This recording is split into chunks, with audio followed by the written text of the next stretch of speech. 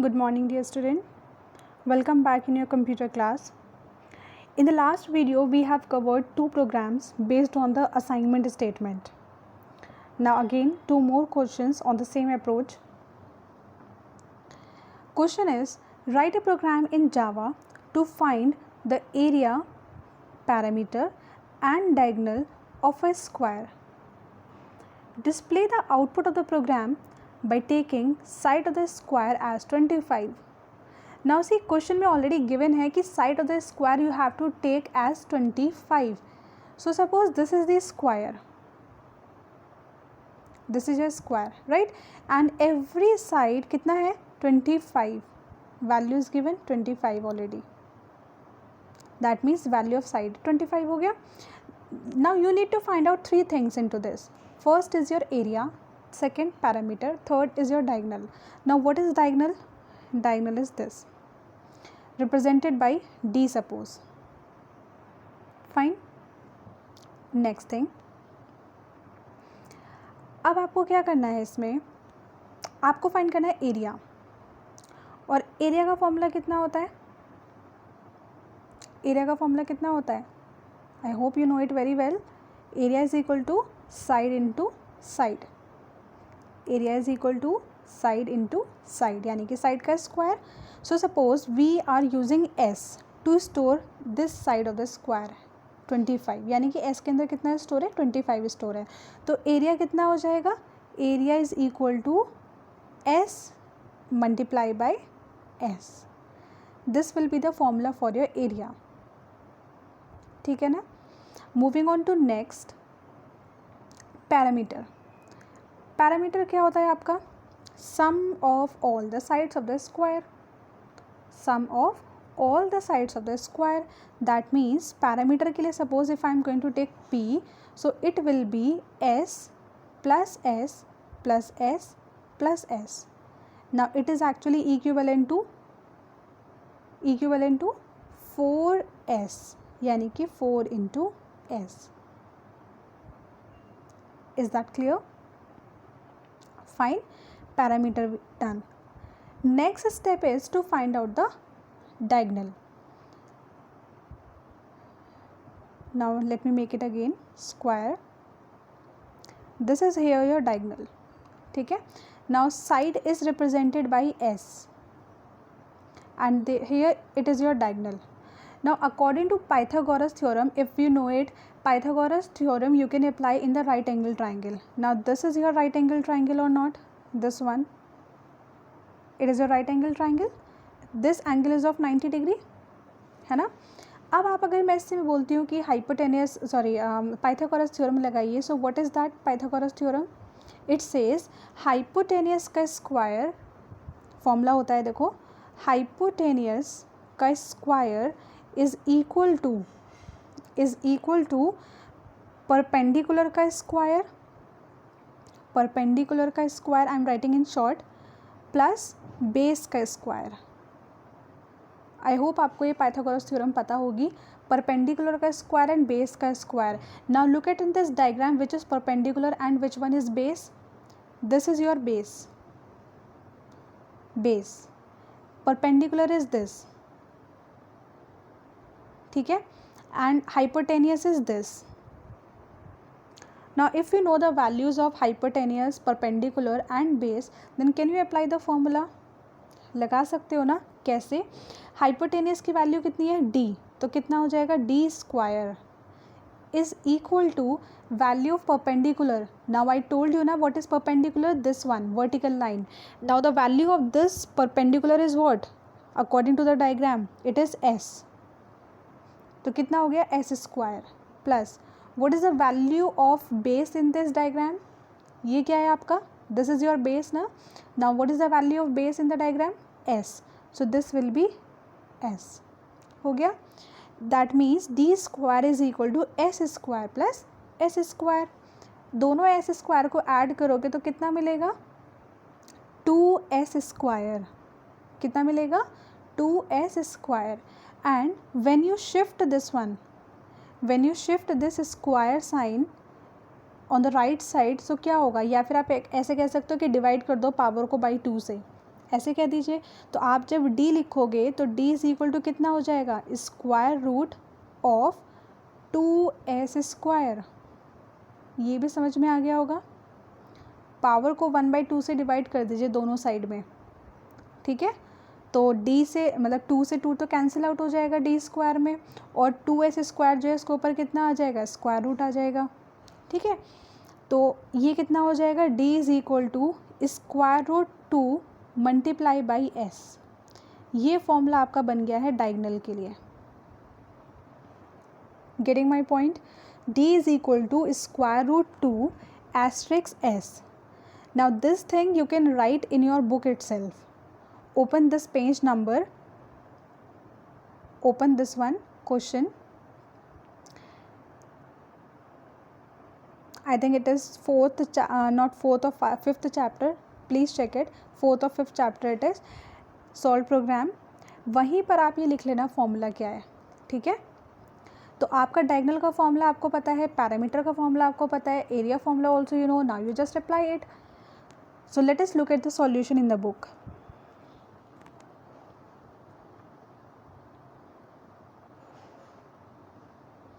So public class square, then the opening bracket, then we write main opening bracket, then we are taking 3 variables. See, we are taking 3 variable. First is s. This s is mainly used to store the side. This is your area and this one is your parameter.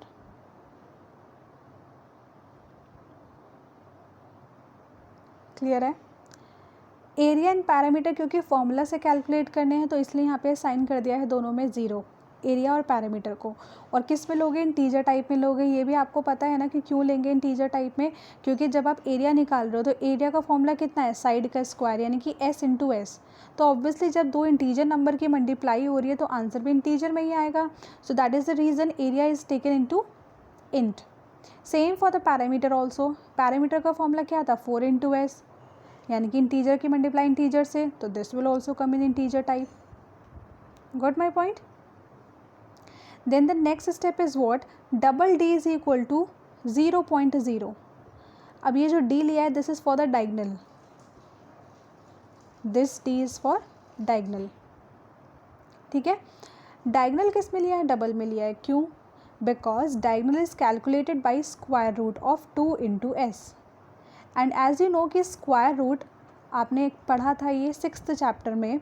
6th chapter में square root function returns which type of value, double. और जब double की multiply integer से होगी, double की multiply integer से होगी तो आंसर किस में आएगा, answer will be in double. Clear है। इसीलिए हम डायगनल को किस में ले रहे हैं, डबल में। You should know the meaning, at least you should know how we decide how we will take the data type of the variables. हम कैसे डिसाइड करते हैं ये आपको पता होना चाहिए, ठीक है। ऐसा नहीं है कि कुछ भी किसी में भी ले सकते हैं। Next step,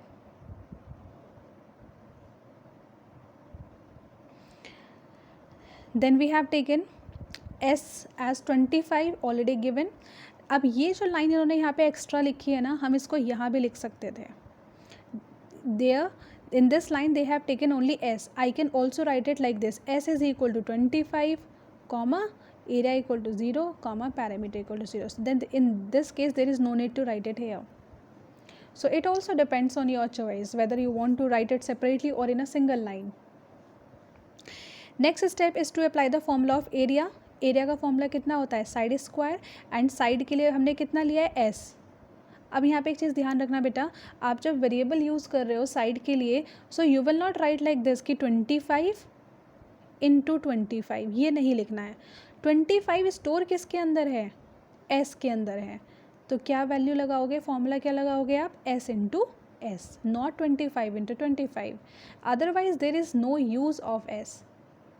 getting my point, there is no use of s in that case if you are directly writing the value into the formula. Next one is p is equal to 4 into s। Parameter का formula बताया था अभी, 4 into side. Next is diagonal का formula आपको भी क्या बताया था, स्क्वायर रूट 2s।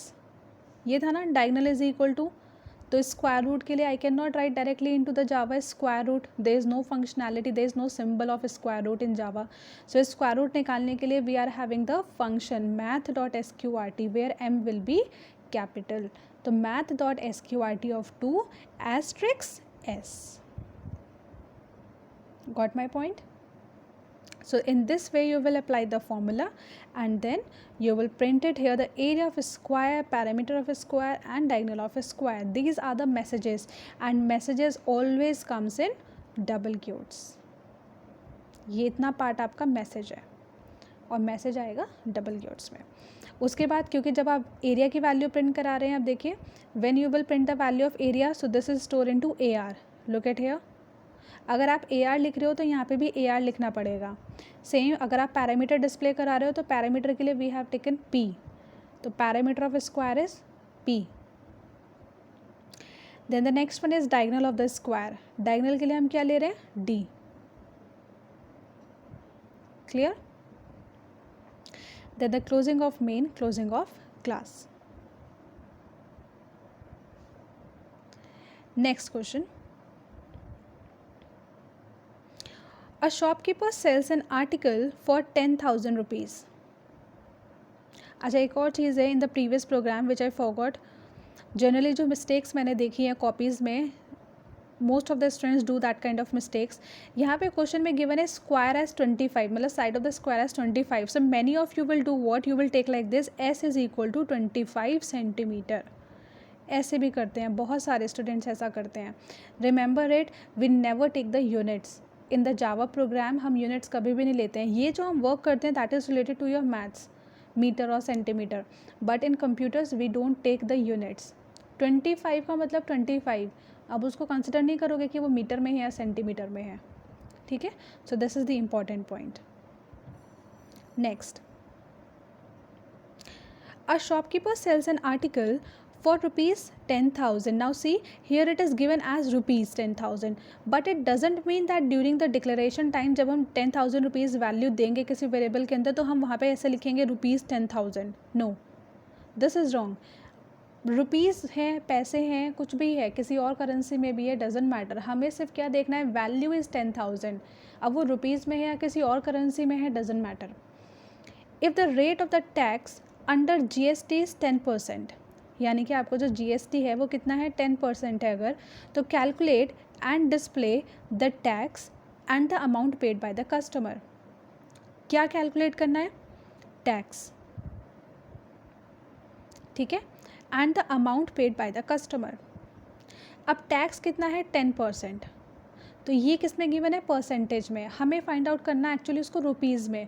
तो अगर मैंने आपसे बोला कि GST 10% लग रहा है 10,000 पर, तो कितना हो जाएगा?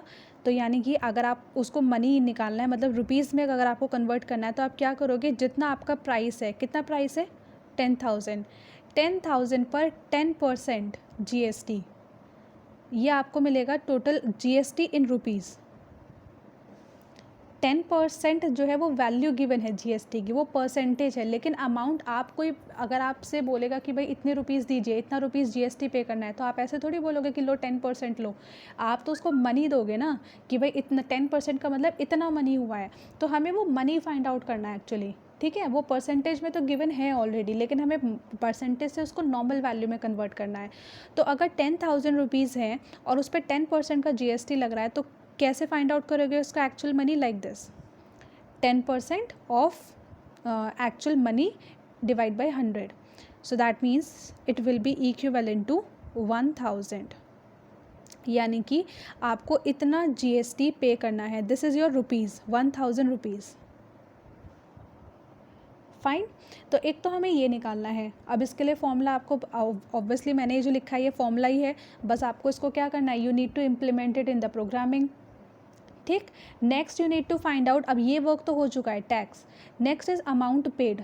अब अमाउंट कितना पे होगा, जब किसी चीज़ पे GST अप्लाई हो रहा है तो आपके पास जितना एक्चुअल प्राइस है, जो एक्चुअल प्राइस है वो तो आपको पे करना ही करना है ना भाई. 10,000 रुपीज़ अगर है किसी चीज़ का, अगर वैल्यू अगर 10,000 रुपीज़ है, प्राइस किसी चीज़ का, तो ऑब्वियसली आपको 10,000 तो पे करना ही करना है. अदर देन दैट GST भी उस पर अप्लाई हो रहा है 1,000 रुपीज़ का, है ना. तो वो भी आपको क्या करना है, ऐड ऑन हो जाएगा जीएसटी में, जीएसटी प्लस प्राइस जो होगा वो आपका बन जाएगा total amount paid by the customer. तो आपको जो फॉर्मूला वो अमाउंट पेड के लिए बनेगा वो क्या बनेगा, your actual price plus your GST, ये आपका बन जाएगा अमाउंट पेड। क्लियर है? Now look at the solution of it. So we have taken here class name as GST, यहाँ पे इन्होंने क्लास का नेम जीएसटी लिया है। This is your comment here, there is no need to write the comment, this part you can skip in the exam. ये आपको सिर्फ example है क्योंकि तो आपको अंडरस्टैंडिंग पर्पज़ के लिए दिखाया गया है बुक के अंदर, आपको लिखने की रिक्वायरमेंट नहीं है इसको। क्लास के opening bracket, then main function opening bracket. Now we are taking here 10,000 as the price. अब क्योंकि 10,000 तो एक इंटीजर टाइप की वैल्यू है ना प्राइस, तो आपने प्राइस के लिए वी आर टेकिंग PR। और आप जनरली क्या मिस्टेक करते हो, 10,000 को आप ऐसे लिख के आओगे, दिस इज़ रॉन्ग। कॉमा नहीं लगाते हैं वैल्यूज़ के बीच में, ये भी आप कहाँ करते हो, मैथ्स में करते हो, बट कंप्यूटर में ऐसा मत करना। कंप्यूटर में we don't write comma symbol to separate the digits into a number, right? We will write it simply 10,000 means like this. Then next step, 10,000 हमने प्राइस ले लिया है इनटू PR। उसके बाद हमें कैलकुलेट करना है जीएसटी, तो हमने लिया है small GST and amount paid by the customer AMT। अब यहाँ देखिए, ये जो जीएसटी है और ये जो जीएसटी है बोथ आर डिफरेंट, दोनों में लिखा हुआ जीएसटी है but the meaning of both is different, because as we know कि Java is case sensitive, so it treats the upper case and lower case differently. So that is the reason यहाँ पे capital letters में GST लिखा हुआ है, यहाँ पे small में लिखा हुआ है, so both are different. Here GST is your class name, here GST is your variable name. Fine. Now you need to apply the formula of GST. तो what will be the formula? अब हमने एक discuss किया था ना, price के ऊपर 10% लग रहा है, तो प्राइस यानी कि PR into 10 divide by 100, but we have written what 0.0। नाउ ये तो मैं कई बार आपको बता चुकी हूँ ये वाला कंसेप्ट कि हम 0.0 क्यों लगाते हैं, है ना? क्योंकि अगर आप सिंपली ऐसा फॉर्मूला लगाओगे कि प्राइस इंटू 10 डिवाइड बाई 100, अगर आप ये लिखोगे तो आपका आंसर, आप कुछ भी वैल्यू ले लेना, आपकी जीएसटी हमेशा 0 आएगा। क्यों 0 आएगा? क्योंकि जब आप 100 से 10 को डिवाइड करोगे तो वो जाएगा 0.1, यानी कि 0.1 टाइम्स, यही होगा ना, 0.1 टाइम्स जाएगा। तो क्योंकि इंटीजर को इंटीजर से डिवाइड कर रहे हो, 10 भी एक इंटीजर वैल्यू है, 100 भी एक इंटीजर वैल्यू है, वेट फॉर अ मिनट, हाँ ठीक है, हाँ इंटीजर को इंटीजर से डिवाइड करोगे तो आंसर इंटीजर में आएगा। तो एक्चुअली 0.1 जो होगा वो किस में कन्वर्ट हो जाएगा, आपका 0 में। और जब 0 की मल्टीप्लाई हम प्राइस के साथ करेंगे तो हमारा आंसर आ जाएगा 0। तो जीएसटी में क्या स्टोर हो जाएगा, 0। तो आप कुछ भी वैल्यू ले लेना प्राइस की, it will always give you 0. So this is the only reason that we take 0.0. So GST के लिए we have applied the formula here. Next step is amount paid by the customer. कितना पे करेगा, जितना price है उतना तो पे करना ही करना है, दैट मीन्स 10,000 रुपीज़ तो करना ही है, प्लस GST जितना लगा है वो भी पे करना है, तो price plus GST. After calculating you will print here the values along with the message. GST is equal to plus of GST. अब आप यहाँ ये कंफ्यूज मत हो जाना कि GST तो क्लास का नेम था, अब हमने मैसेज का नेम कैसे ले लिया है इसको। ये सिर्फ बेटा एक मैसेज है, मैसेज तो कुछ भी हो सकता है, मैसेज डबल क्योट्स में आप कुछ भी लिख लीजिए। आपको अगर GST अगर ऐसे नहीं लिखना है, आप ऐसे भी लिख सकते हो, इस मैसेज की जगह पे आप ऐसे लिख सकते हो GST, या फिर calculated GST is equal to, ऐसे भी लिख सकते हो मैसेज में, या फिर आप ऐसे भी लिख सकते हो goods service tax is equal two plus of GST. In this way also you can write, ठीक है?